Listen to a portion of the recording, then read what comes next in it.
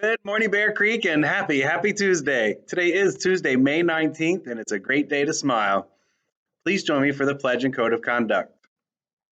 I pledge allegiance to the flag of the United States of America and to the republic for which it stands, one nation, under God, indivisible, with liberty and justice for all.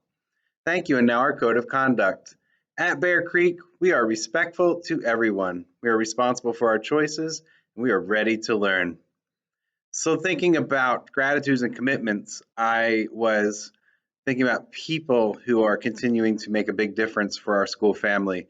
And so I was thinking how special teachers, special area teachers, and their enthusiasm, and I really appreciate the lessons they're teaching and the activities they're doing. Our adult assistants who support children in different ways and how they're continuing to support children remotely. And also our custodial team, we are so thankful for them and how they're caring for our building. Thinking about our commitments today, how will you be respectful to others and be responsible? We have one birthday today in second grade. Happy birthday, Miss Ballard's homeroom to Eddie. Happy birthday, Eddie. I hope it's an awesome day. We miss you and wish you well.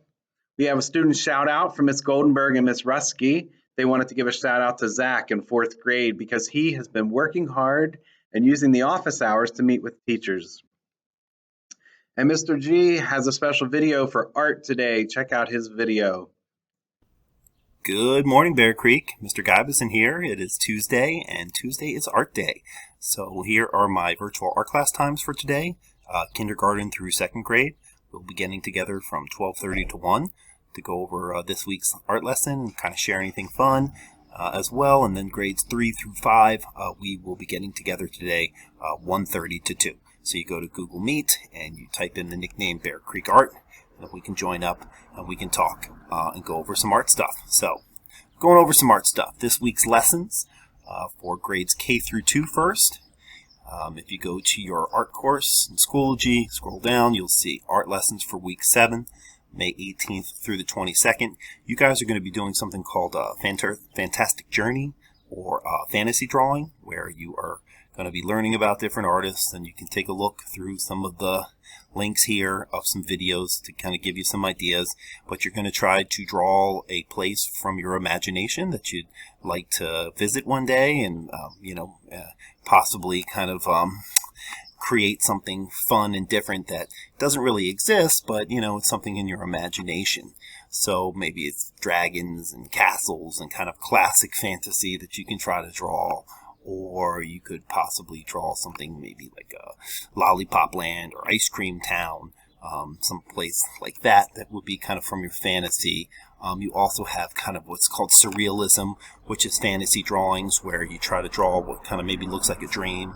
So an eye with a sunset and some waves crashing in boats.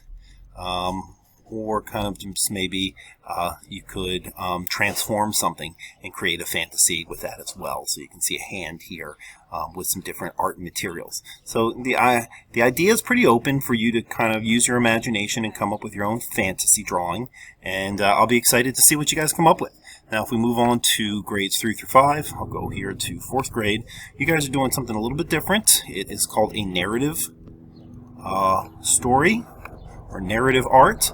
So you're going to be trying to tell a story visually through pictures. And so this is a 2-part project, and you'll be able to kind of just brainstorm and get some ideas about what you think narrative art is. You got to think kind of like a comic strip here. And then you have a little video that will explain to you more about narrative art, and you'll learn about the artist Chris Van Halsberg. But there's some other things you can do. Always take a look at the example pictures I put on there. And a narrative drawing is something that tells a story. So you could think of a memory or something that you've, place that you've been, and you can try to use some visual drawings or some images to try to recreate that. So it kind of is telling a story here. We also have kind of like the classic comic book, comic strip setup with the different windows. You can try to tell a story. If you're doing some different images to kind of move the story along, you can kind of maybe do what we call storybook it. You can always use some different facial expressions in your artwork to try to tell the story. And then lastly, I already had a really good one kind of turned in from Brianna. You'd have to turn your head. I couldn't get the picture to turn for me, but she kind of did a fun comic strip setup about a memory she had when she went to the park and went down the slide. Great job, Brianna. So if we go back from example pictures into this week's lesson, it'll show you just a little bit about narrative art and how an artist can tell a story. Under the show what you know, sorry, not the show what you know, under the try it brainstorm, that is where you'll see some templates that you can either print out or download with the PDFs, and you can try to draw over top. So you can put a memory from a family picture here and you try to draw the before and after. You try to draw out the best day ever, or you create your own kind of comic strip setup and then you kind of fill it in, much like what Brianna did. So this is a two-part. You kind of getting your ideas getting started this week, and then you can use these templates to kind of brainstorm your ideas on, and then we're going to develop it more for next week. I'm excited to see what everybody comes up with. I wish you all well and have a good day. Thanks, Mr. Guyvison. All right, guys, it's going to be a great day today. Let's start the day with a smile.